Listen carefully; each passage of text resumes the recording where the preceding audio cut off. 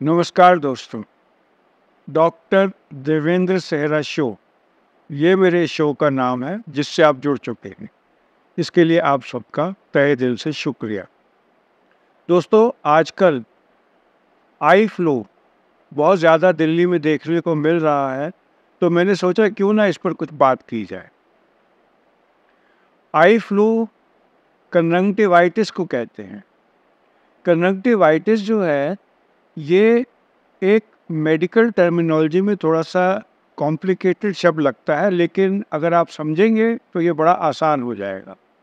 Medical word में itis कहते हैं इन्फ्लेमेशन या इन्फेक्शन। जैसे अपेंडिक्स का होता है तो वो अपेंडिसाइटिस, अगर चमड़ी का होता है तो वो डर्मेटाइटिस, अगर वो चेस्ट में लंग्स का होता है तो न्यूमोनाइटिस, और अगर ये मान लो पेट की इन्फेक्शन को कहते हैं तो गैस्ट्रोएंटराइटिस, अगर केवल पेट की होता है और आंत के नहीं होता तो गैस्ट्राइटिस। उसी तरह अगर हमारे आँख, जिसकी प्रोटेक्टिव लेयर ऊपर एक कंजंक्टिवा होती है, अगर इसका इन्फ्लेमेशन हो जाए तो इसको कंजंक्टिवाइटिस कहते हैं।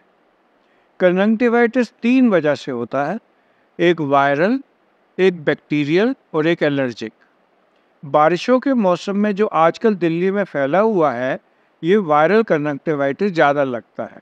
लेकिन वायरल कंजंक्टिवाइटिस में इन्फ्लेमेशन होने से, जो कंजंक्टिवा के ऊपर माइनर एब्रेजन्स आने से जो कंजंक्टिवा होती है वो ससेप्टेबल हो जाती है इन्फेक्शन से, बैक्टीरियल से भी। तो इसमें बैक्टीरियल मेनिंजाइट, ये जो है कंजंक्टिवाइटिस, वो भी साथ में आ जाया करता है। तो इसके लक्षण क्या होते हैं? आप चल रहे हैं, सडनली आपको आँखों में इरिटेशन होगी, खुजली सी होगी, और ये नेचुरल टेंडेंसी है, ह्यूमन टेंडेंसी की आँखों को वो कुरेदेगा, रगड़ेगा, और उसके बाद थोड़ा-सा आँखों में सिक्रीशन आ जाएँगे। ये सिक्रीशन बिल्कुल वाटरी से लेकर थिक पस जैसे भी हो सकते हैं, और दोनों पलकें आपस में चिपकेंगी। अगर ये थिक होगा तो उससे आँखें खुलने में मुश्किल आएगी। लेकिन सबसे ज़्यादा प्रॉब्लम इसमें आती है कि ये एक आँख से दूसरे में चला जाता है, क्योंकि एक बेसिक टेंडेंसी इंसान की होती है कि जब भी उसकी आँख में खुजली हो रही है तो वो इसको मलता है, फिर दूसरी आँख में जाता है। और एक गलतफ़हमी है कि ये देखने से भी एक से दूसरे को हो जाता है, ऐसा नहीं है। ये कोई ऐसे इसका ब्लूटूथ मैनेजमेंट या उस तरीके से जाने का तरीका नहीं है। ये जाता है सिर्फ़ टच से। जैसे किसी की आँख में है, उसने अपनी आँख को छुआ और आँख के सिक्रीशन से उसने टेबल को टच किया, और एक दूसरे उसके कोलीग ने उसी टेबल को टच करके वो सिक्रीशन अपने हाथ में लिए और फिर अपनी आँख को टच किया। इस तरीके से फैल सकता है। अगर आप वर्क प्लेस में हैं और आप स्टेयरकेस में स्टेयरवे को पकड़ के ऊपर या नीचे चल रहे हैं और आपने उसको छुआ जिसके ऊपर पहले ही सिक्रीशन है, वो आपकी आँख में जा सकते हैं। और ये जो है कंजंक्टिवाइटिस या आई फ्लू, इस तरीके से बहुत होता है। इसको आई फ्लू भी कहते हैं, कई लोग पिंक आई बुलाते हैं, कई लोग रेड आई बुलाते हैं। और जैसे ही आपको ये फीलिंग आएगी, आप मिरर के सामने जाकर देखेंगे तो आंखें लाल मिलेंगी। ये जो प्रॉब्लम है, ये कोई ऐसे खतरनाक नहीं है कि कोई जानलेवा हो या आँख को नुकसान होता हो। अगर टाइमली इलाज ले लें तो ये ठीक हो जाती है, बिल्कुल।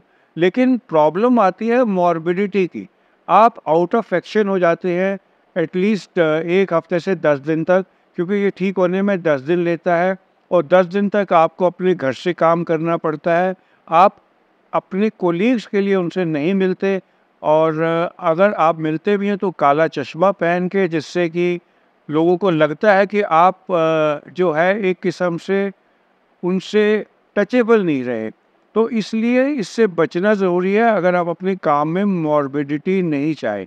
तो इसको बचने का क्या तरीका है? सबसे आसान तरीका है, आप अपनी आँखों को ना छुएँ। अगर आप ये कर पाते हैं, आप अपनी आँखों को टच नहीं करें, तो ये बीमारी आपको नहीं होगी।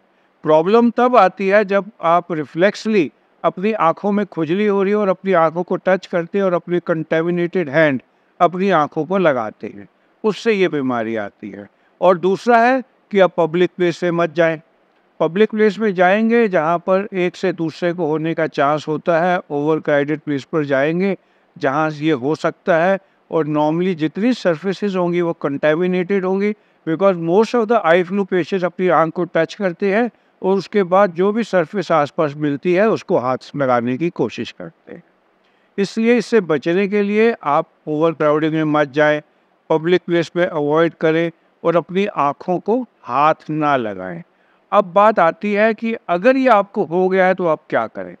इसके लिए ज़रूरी है कि लुब्रिकेटिंग ड्रॉप्स आई को मॉइस्चराइजिंग डालते रहें। रिगार्डिंग कौन से ड्रॉप डाले जाएँ, उसमें बेस्ट तो होता है कि एंटीबायोटिक ड्रॉप डालें, क्योंकि एंटीवायरल अपने आप होते नहीं ऐसे, वो वायरसेस अपने आप ठीक हो जाते हैं। एंटीबैक्टीरियल इसलिए ज़रूरी है कि आँख में कोई सेकेंडरी इन्फेक्शन ना हो जाए, और एंटी हिस्टामिनिक या एंटी एलर्जिक ड्रॉप भी डाल सकते हैं। लेकिन सेल्फ मेडिकेशन एज़ ऑलवेज़ मैं बिल्कुल एडवाइस नहीं करता। आप अपने डॉक्टर के पास जाएँ, वो आपका जो आई स्पेशलिस्ट है स्लिट लैंप एग्जामिनेशन करके देखेंगे कि कॉर्निया में कोई ऐसे एब्रेजन तो नहीं है, और फिर आपको आपके लिए अप्रोप्रिएट आई ड्रॉप सजेस्ट करेंगे। और जो दूसरी बात है, फ्रीक्वेंट वॉशिंग ऑफ हैंड्स। चाहे आपने कोई सरफेस टच किया है या नहीं किया, आपको शायद मालूम नहीं चलता और आप टच कर देते हैं, इसलिए उससे बचने के लिए आप अपना हाथ हर आधे पौने घंटे में धोते रहें। इससे भी आप इस बीमारी से पूरी तरीके से बच सकेंगे। तो आज के लिए बस इतना ही। मेरी रिक्वेस्ट है कि अगर आपको मेरे इस तरह के अपडेट थोड़े से भी गेनफुल लगते हो तो मेरे इस चैनल को सब्सक्राइब कर लीजिए और अपने लाइक माइंडेड पीपल के साथ इसको शेयर कर दीजिएगा। शुक्रिया।